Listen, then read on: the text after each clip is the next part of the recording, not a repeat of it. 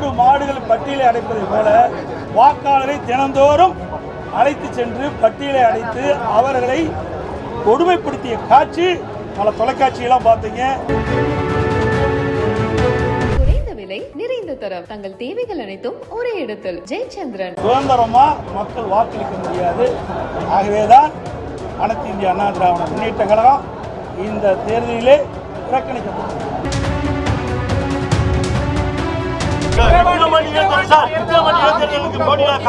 மேலிட உத்தரவை பாஜகவுக்கு சப்போர்ட் பண்ணி தான் விக்கிரவாண்டி தேர்தலில் நிக்கிறேன்னு சொல்லி ப. சிதம்பரம் சொல்லியிருக்காரு. அவருக்கு எங்க கட்சிக்கு என்ன சம்மதம்? அது எங்க கட்சி இன்றைக்கு ஈரோடு திராவிட முன்னேற்ற கழகம் ஆட்சிக்கு வந்த பிறகு, விடியா திமுக ஆட்சி ஏற்பட்ட பிறகு, திராவிட மாடல் ஆட்சி ஏற்பட்ட பிறகு ஈரோடு கிழக்கு சட்டமன்ற இடைத்தேர்தல் வந்தது. அந்த இடைத்தேர்தல் என்னென்ன நடந்தது? எதையாவது ஊடக நண்பர்கள் பேசுறீங்களா, சொல்றீங்களா? என்னை மட்டும் இந்த கேள்வி கேட்குறீங்க. இதை நீங்க போடுங்க. ஈரோடு கிழக்கு சட்டமன்ற இடைத்தேர்தல் போது ஜனநாயக படுகொலை நடைபெற்றது. இன்றைக்கு வாக்காளர்களை சுதந்திரமாக வாக்களிக்க விடாம ஆடு மாடுகள் பட்டியலை அடைப்பதை போல வாக்காளரை தினந்தோறும் அழைத்து சென்று பட்டியலை அடைத்து அவர்களை கொடுமைப்படுத்திய காட்சி பல தொலைக்காட்சியெல்லாம் பார்த்தீங்க, ஊடகத்திலையும் பார்த்தீங்க. இன்றைக்கு தேர்தல் ஆணையம் அதை கண்டுகொள்ளவே இல்லை. மாநில அரசுக்கு துணை நிற்கின்றது, காவல்துறை துணை நிற்கின்றது, அரசு அதிகாரிகள் துணை நிற்கின்றார்கள். அதோட அமைச்சர் பெருமக்கள் அங்கே முகாமிட்டு ஆட்சி அதிகாரத்தை பயன்படுத்தி வனபலம் படைபலத்தை பயன்படுத்தி அதிகமான பரிசு பொருட்களை கொடுத்து அந்த தேர்தலை தில்லுமுள்ளு செய்து தேர்தல் நடைபெற்று முடிந்தது. அப்படிப்பட்ட சுதந்திரமாக நடைபெறாது என்று கருதி தான் அனைத்து இந்திய அண்ணா திராவிட முன்னேற்ற கழகம் இந்த தேர்தலில் போட்டியிடல. நடந்து முடிந்த நாடாளுமன்றம், விழுப்புரம் நாடாளுமன்றம், இந்த விக்கிரவாண்டி தொகுதி விழுப்புரம் நாடாளுமன்றத்தில் வருது. 6000 ஓட்டு தான் குறைவு. இப்போவே என்ன ஓட்டு வந்து மறுபடியும் எதுக்கு போட்டிடுவாங்க? போட்டிக்கிட்டா விடவே போகிறாங்க. இன்னைக்கு எல்லா ஆட்சி அதிகார பலத்தையும் பயன்படுத்துவாங்க, பணத்தை வாரி இறைப்பாங்க. சுதந்திரமா மக்கள் வாக்களிக்க முடியாது.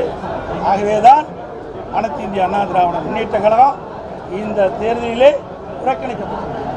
ஒன்றும் இல்லை. எப்படி உற்சாகம் இருப்பாங்க?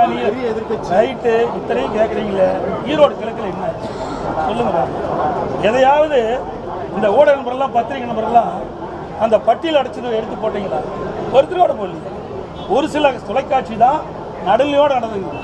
பெரும்பாலான தொலைக்காட்சிகள் இந்த விடியா திமுக ஆட்சிக்கு இந்த முதலமைச்சருடைய கட்டுப்பாட்டில் இருக்குது. 36 இடத்துல இந்த ஈரோடு கிழக்கு சட்டமன்ற இடைத்தேர்தலில் கொட்டை அமைச்சு அப்படி கூட்டணி வேட்பாளருக்கு ஆதரவாக இந்த விடியா திமுக அமைச்சர்களும் இந்த அவருடைய கட்சி சேர்ந்தவர்களும் பாடுபட்டாங்களா இல்லையா?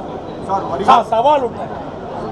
இனியும் இந்த கொட்டைகளை அடைச்சி வச்சிருந்தா நானே நேரில் வந்து அங்கே வாக்கு சேர்க்கணும்.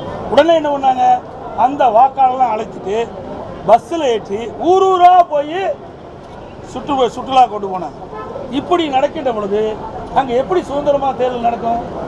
அதனால தான் நான் தேர்தல் மு.க. ஸ்டாலின் வர சட்டமன்ற தேர்தலில் வந்து 400க்கு மேலே 200க்கு மேலே இடங்களை வந்து வெற்றி பெறுவோம் அப்படின்னு சொல்கிறாங்க. அவர் கனவு பலிக்காது. இப்படி தான் சொன்னார். தமிழ்நாட்டு மக்களை பொறுத்த வரைக்கும் மத்தியில் யார் ஆட்சிக்கு வரும்னு நினைக்கிறாங்க, மாநிலத்தில் யார் ஆட்சிக்கு வரும்னு நினைக்கிறாங்க, அப்படி பிரித்து பார்த்தா, சிந்தித்து பார்த்தா வாக்களிக்கிறாங்க. நாடாளுமன்ற தேர்தல் வேற, சட்டமன்ற தேர்தல் வேற. அதே மாதிரி விளாத்தி குளத்திலையும் அதே மாதிரி. அரசியல் கட்சியை பொறுத்த வரைக்கும் எல்லா தேர்தலிலுமே எந்த கட்சி வெற்றி பெற்றது சரித்திரம் கிடையாது.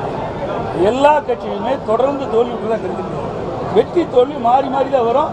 அப்படி தான் இந்த தேர்தலிலும் 2026 தமிழகத்தில் நடைபெற்ற சட்டமன்ற பொது தேர்தலில் அனைத்து இந்திய அண்ணா திராவிட முன்னேற்ற கழக தலைமையில் அமைக்கப்பட்ட கூட்டணி அதிக இடங்களில் வெல்லும். அனைத்து இந்திய அண்ணா திராவிட முன்னேற்ற கழகம் தனி பெரும்பான்மையோட ஆட்சி அமைக்கும். நன்றி, வணக்கம். குறைந்த விலை, நிறைந்த தரம் தங்கள் தேவைகள் அனைத்தும் ஒரே இடத்தில். ஜெயச்சந்திரன்.